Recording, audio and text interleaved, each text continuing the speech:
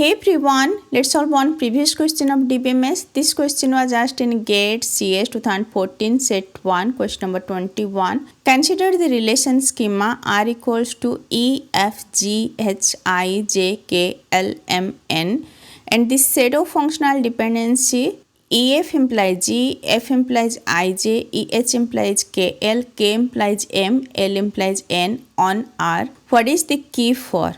And 4 options are given. Here functional dependency is given. We need to find the key. For finding key, we need to check the attribute closure. Which attribute closure contain all the attributes that will be our key. We'll go one by one options. Option A, E, F. So E, F closure, EF, first will be EF. Then G is dependent on EF. You can add G. IJ is dependent on F, you can add IJ. So just E, F, G, IJ. We cannot derive all the attribute, hence EF is not the key. Next check EFH.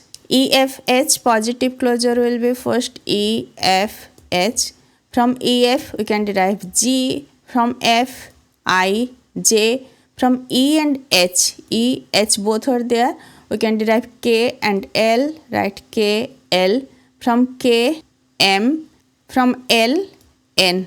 So E, F, G, H, I, J, K, L, M, N. All the attribute we can derive from EFH. Hence EFH is the candidate key. As we can derive all the attribute from this. All attributes are dependent on EFH. Next option EFHKL. EFHKL positive closure. So first it will be EFHKL. Now from EFG, from FIJ, from EHKL, KL are already there. From KM, from LN. Here also we can derive all the attribute, hence EFHKL is also a key. Next option D, E. E positive closure will be E, but from E we cannot derive any attribute. EF derive G, not single E. So E plus will be just E. Option B and option C, EFH positive closure contain all the attribute.